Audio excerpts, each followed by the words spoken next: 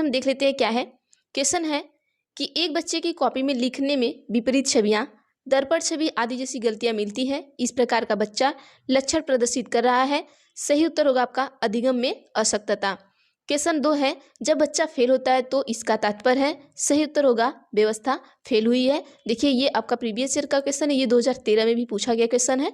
आइए अगला क्वेश्चन देखते हैं क्या है हमारा। शिक्षण अधिगम प्रक्रिया की अवधारणा करते समय राष्ट्रीय पाठ्यचर्या की रूपरेखा 2005 निम्न में से किसके महत्व पर बल देती है। तो सही उत्तर आपका होगा सक्रिय जुड़ाव और बातचीत। अगला क्वेश्चन देखते हैं क्या है हमारा। एनसीएफ 2005 के अनुसार गलतियां इस कारण महत्वपूर्ण होती हैं। सही उत्तर होगा आपका यह बच्चे के विचार को अंतर्दृष्टि उपलब्ध कराती है तथा समाधानों को पहचानने में सहायता करती हैं। आइए अगला क्वेश्चन देखते हैं क्या है हमारा। अगला क्वेश्चन है, राष्ट्रीय शिक्षा नीति 2020 में प्रस्तावित समय 360 डिग्री बहुआयामी उन्नति पत्र को क्या दर्शाना चाहिए। तो यह देखते हैं सही उत्तर होगा विद्यार्थियों की संज्ञानात्मक, भावात्मक व मनोगत्यात्मक आयामों में प्रगति। क्वेश्चन अगला देख लेते हैं क्या है। एक अध्यापिका शिक्षण अधिगम प्रक्रिया में विद्यार्थियों को सहपाठियों से अंतः क्रिया कराकर एवं सहारा देकर अध्यापन करती है। यह शिक्षण अधिगम की प्रक्रिया किस पर आधारित है। तो सही उत्तर होगा आपका लेविग्स्की के सामाजिक सांस्कृतिक सिद्धांत पर आधारित है। नेक्स्ट क्वेश्चन देख लेते हैं क्या है हमारा। क्वेश्चन है कि किस विचारक ने इस बात को नकारा है कि बुद्धि एकल इकाई है और कई पृथक स्वतंत्र बुद्धियों का सिद्धांत प्रतिपादन किया है। तो सही उत्तर होगा आपका हावर्ड गार्डनर। देखिए कई बुद्धि मतलब हावर्ड गार्डनर ने बहुबुद्धि का सिद्धांत दिया है। क्वेश्चन ऐसे भी आपको पूछ सकता है कि बहुबुद्धि का सिद्धांत किसने दिया है। तो हावर्ड गार्डनर ने दिया है। क्वेश्चन है, लॉरेंस कोहलबर्ग के नैतिक विकास के सिद्धांत के किस चरण में बच्चे दूसरों के इरादों की उपेक्षा करते हैं और इसके बजाय अधिकार और नकारात्मक परिणामों के डर पर ध्यान केंद्रित करते हैं। तो सही उत्तर होगा सजा और आज्ञाकारिता अभिविन्यास। अगला क्वेश्चन देखते हैं क्या है हमारा। गार्डनर के सिद्धांत में सोच को व्यक्त करने के लिए धारा प्रवाह और लचीले ढंग से भाषा का उपयोग करने की क्षमता डैश बुद्धि की विशेषता है। तो सही उत्तर होगा आपका भाषाई बुद्धि की विशेषता है। अगला क्वेश्चन देखते हैं क्या हमारा। 4 साल के राहुल को एक गुड़िया उपहार में मिलने पर वह बोला, मैं इसका क्या करूंगा। लड़के गुड़ियों से नहीं खेलते, यह क्या दर्शाता है। तो सही उत्तर होगा आपका जेंडर रूढ़िवादिता। देखिए आपको मैं बार बार कहती हूँ जेंडर रूढ़िवादिता से एक क्वेश्चन जरूर आपके इस शिफ्ट में पूछा जाएगा। अगला क्वेश्चन देखते हैं क्या है हमारा। सीखने के आकलन के बजाय सीखने के लिए आकलन सुनिश्चित करने के लिए एक शिक्षक को चाहिए कि वह, सही उत्तर होगा अधिगम की दैनिक प्रक्रिया में आकलन को शामिल करें। अगला क्वेश्चन देखते हैं क्या है हमारा। जटिल परिस्थितियों को संसाधित करने में शिक्षक बच्चों की सहायता कर सकता है। सही उत्तर होगा कार्य को छोटे छोटे हिस्सों में बांटने के बाद निर्देश लिखकर। आइए अगला क्वेश्चन देखते हैं क्या हमारा। किस अवस्था में बच्चे का प्रतीकात्मक खेल बढ़ता है तथा संज्ञानात्मक विकास को समर्थन देता है। सही उत्तर होगा प्रारंभिक बाल्यावस्था। अगला क्वेश्चन देख लेते हैं। अधिगम का कौन सा सिद्धांत यह बताता है कि सीखने हेतु कार्य को दोहराना आवश्यक है। तो सही उत्तर आपका हो जाएगा अनुभवजन्य अधिगम सिद्धांत। आइए अगला क्वेश्चन देखते हैं क्या हमारा। लेविग्स्की के सिद्धांत के अनुसार हमारी संज्ञानात्मक संरचनाओं की बनावट व हमारी संज्ञानात्मक प्रक्रियाओं में बदलाव किसके द्वारा होता है। सही उत्तर होगा सांस्कृतिक उपकरण के द्वारा होता है। आइए अगला क्वेश्चन देखते क्या है। बाल केंद्रित कक्षा कक्ष में विद्यार्थी, सही उत्तर होगा ज्ञान के सक्रिय निर्माता है। अगला क्वेश्चन देख लेते हैं। कोहलबर्ग के किस चरण में व्यक्ति तर्क करते हैं कि सही कार्यवाही विवेक के स्वचुने हुए नैतिक सिद्धांतों द्वारा परिभाषित की जाती है। तो सही उत्तर होगा आपका सार्वभौमिक नैतिक सिद्धांत अभिविन्यास। अगला क्वेश्चन देख लेते हैं क्या है। जनजाति समुदायों के विद्यार्थियों के सफल समावेश के लिए एक शिक्षिका को निम्न में से किस से बचना चाहिए। सही उत्तर होगा उन संप्रत्ययों को पढ़ाना जो उनके जीवन के लिए पूरी तरह अप्रासंगिक हो। अगला क्वेश्चन देखते हैं क्या है। अधिगम और सूचना प्रसंस्करण देखते हैं अधिगम और सूचना प्रसंस्करण एवं संवेगों और प्रवृत्ति का संबंध किस प्रकार का है। सही उत्तर होगा अधिगम और सूचना प्रसंस्करण संवेगों से काफी हद प्रभावित होते हैं। अगला क्वेश्चन देखते हैं, एक विद्यार्थी कुछ संप्रत्यों के बारे में अपनी जिज्ञासा को संतुष्ट करने के लिए किताबें पढ़ रही है, यह किस तरह के लक्ष्य का उदाहरण है। तो सही उत्तर होगा आपका महारत हासिल करने के की दिशा में उन्मुख लक्ष्य। अगला क्वेश्चन देखते हैं, क्या है हमारा, राष्ट्रीय शिक्षा नीति 2020 का केंद्र बिंदु क्या है। सही उत्तर होगा बहु विषयकता का समग्र शिक्षा। देखिए एनसीईआरटी 2020 बहुत ज़्यादा इंपॉर्टेंट है। अगला देखते हैं, जीन पियाजे के संज्ञानात्मक विकास के अनुसार बच्चे संरक्षण किस अवस्था में कर पाते हैं।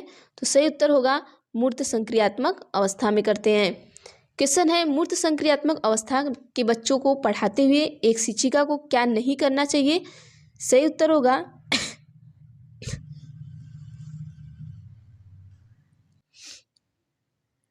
आइए देख लेते हैं। सही उत्तर होगा हमारा ऐसी समस्याएं देना जिनमें अमूर्तता की आवश्यकता हो। आइए अगला क्वेश्चन देखते हैं, क्या है, एक प्रगतिशील कक्षा में अधिगम। सही उत्तर होगा आपका अंतःक्रिया व संवाद द्वारा होता है। क्वेश्चन है, मूल्यांकन का उद्देश्य क्या है। उत्तर होगा अधिगमकर्ताओं को सीखने की प्रक्रिया में मदद करने के तरीके खोजना। क्वेश्चन है, एक समावेशी कक्षा में। सही उत्तर होगा विद्यार्थी समतापूर्ण तरीके से बढ़ते और विकसित होते हैं। नेक्स्ट क्वेश्चन देखते हैं, क्या है, आर्थिक रूप से कमजोर वर्ग के विद्यार्थियों की शिक्षा में संबंध में शिक्षा का अधिकार अधिनियम 2009 के खंड 12 द्वारा निम्नलिखित में से किसकी सिफारिश की गई थी। तो सही उत्तर होगा निजी विद्यालयों में आरक्षण। अगला क्वेश्चन देखते हैं, क्या है हमारा, निम्नलिखित में से कौन सी अधिगम अक्षमता गणितीय गणना करने की क्षमता के सीधे प्रभावित करती है। तो सही उत्तर होगा डिसकैलकुलिया। देखिए डिसकैलकुलिया, डिसलेक्सिया, डिसग्राफिया, डिस्फेजिया, ये सारे विकार आप एक बार जरूर पढ़कर जाएंगे। आपके first shift and second shift दोनों में पूछे जा रहे हैं। क्वेश्चन है, प्रतिभाशाली विद्यार्थियों की आवश्यकताओं को पूरा करने के लिए निम्नलिखित में से कौन सी एक प्रभावी रणनीति है। तो सही उत्तर होगा उन्हें चुनौतीपूर्ण और उच्च क्रम के कार्य सौंपें। अगला क्वेश्चन है, विद्यार्थियों को स्वच्छता के लिए प्रेरित करने हेतु उन्हें स्वच्छता समिति का सदस्य बनाना प्रतिबिंबित करता है। सही उत्तर होगा प्रेरणा की सामाजिक सांस्कृतिक संकल्पनाएं। अगला देखते हैं, क्या है हमारा, तो देखिए आज के लिए बस इतना ही, हमें इतने ही क्वेश्चन मिले हैं। तो नेक्स्ट और देखिएगा, हम यहाँ पे आपको बता देते हैं कि कहाँ से कैसे कैसे कुछ क्वेश्चन ऐसे हैं जो आपको हम बता देते हैं कि कहाँ से कैसे क्वेश्चन पूछे जा रहे हैं। देखिए यहाँ पर आपका एसएसटी से कुछ क्वेश्चन आया था, तो एसएसटी से हम क्वेश्चन देख लेते हैं क्या आया था। आपका ज़्यादा से ज़्यादा एसएसटी से आपका संविधान से क्वेश्चन पूछा गया था, तो आप संविधान को पढ़ कर जाइएगा। और उष्णकटिबंधीय इससे क्वेश्चन आए थे, और आपके यहाँ पर संविधान से आए थे, उष्णकटिबंधीय से क्वेश्चन ज़्यादा से ज़्यादा पूछे गए थे, और संविधान से आपके 3-4 क्वेश्चन पूछे जाते हैं और पूछे भी गए थे। उष्णकटिबंधीय से एक क्वेश्चन आया था, और उसके बाद आपका हम देख लेते हैं संस्कृत से। तो संस्कृत में से भी आपको एक छंद पूछा गया था, ये कौन सा छंद है जो आपके पैराग्राफ में पूछा जाता है, वहाँ से पूछा गया था। और जो पैराग्राफ दिया गया था उसमें आपको पैराग्राफ में मान लीजिए एक छंद से आया था, और यहाँ पे आपको पर्यायवाची ऐसे करके आया था, और आपको यहाँ से ये 2 क्वेश्चन आया था। उसके बाद हम और देख लेते हैं कि ईवीएस में क्या आया था। ईवीएस में भी कुछ ऐसे ही क्वेश्चन आए थे।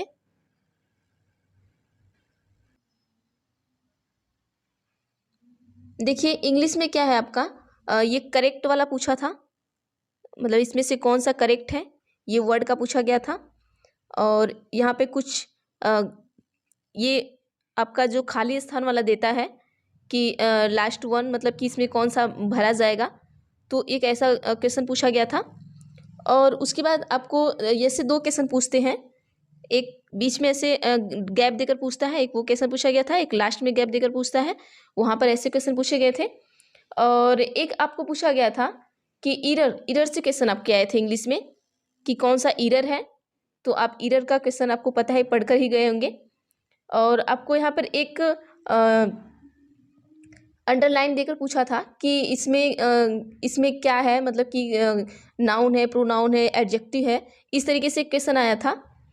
और आपको करेक्ट सेंटेंस का एक क्वेश्चन आया था कि ये सेंटेंस कौन से करेक्ट है, इंग्लिश की मैं बात कर रही हूँ। करेक्ट सेंटेंस से क्वेश्चन आए थे और एक 4 वर्ड दिए थे ABC करके, उसमें से पूछा था कि इसमें से वर्ड कौन से करेक्ट है, मतलब इसका जो स्पेलिंग है वो कौन सा करेक्ट होगा, इस तरीके से क्वेश्चन था। तो चलिए, हमको इतना ही क्वेश्चन मिला है और बाकी के मैं देखती हूँ, जो मिलेगा मैं आपको बताती रहूँगी। और हिंदी से भी कुछ ऐसे क्वेश्चन ही थे, जैसे कि आपको हिंदी से जो क्वेश्चन था वो इसमें विलोम शब्द था, विलोम शब्द से क्वेश्चन पूछे गए थे। और आपको तत्सम पूछा गया था, तत्सम पूछा गया था, उपसर्ग पूछा गया था, ठीक है। और आपको यहाँ पर संधि पूछा गया था। देखिए ये सारे आपके फिक्स क्वेश्चन हैं, यहाँ से आते ही आते हैं। और शुद्ध वर्तनी पूछा गया था, ठीक है, शुद्ध वर्तनी आपका पूछा गया था। समास हो गया, यहाँ से क्वेश्चन आया था। पर्यायवाची से क्वेश्चन आया था, ये मैंने आपको बता दिया। इसी तरीके से जो आपके कुछ वाक्य होते हैं कि मतलब ये वाक्य सही है या ये गलत है, उसमें से क्वेश्चन आए थे कि जैसे कि यहाँ पर जो वाक्य दिए गए हैं उनमें से कौन सा वाक्य सही है, 4 वाक्य लिख दिए गए हैं तो इनमें से कौन सही है, ऐसे क्वेश्चन आपको आए थे। और योग रूढ़ से भी क्वेश्चन पूछे गए थे आपको हिंदी में। और इंग्लिश का मैंने आपको बता ही दिया कि वर्ब में से कुछ क्वेश्चन थे, मतलब कि कौन सा सही गलत है इसमें भी था, पर्यायवाची था इसमें भी था, मतलब जैसे सेम हिंदी का होता है वैसे इंग्लिश में भी 1-2 क्वेश्चन ऐसे ही पूछे गए थे। तो चलिए, आज के लिए बस इतना ही, बाकी हम नेक्स्ट देखते हैं। जैसा कि आपका कल एग्ज़ाम नहीं है तो मैं कल आपको मैराथन चलाऊँगी, तो आप मैराथन ज़रूर देखिएगा आप सभी।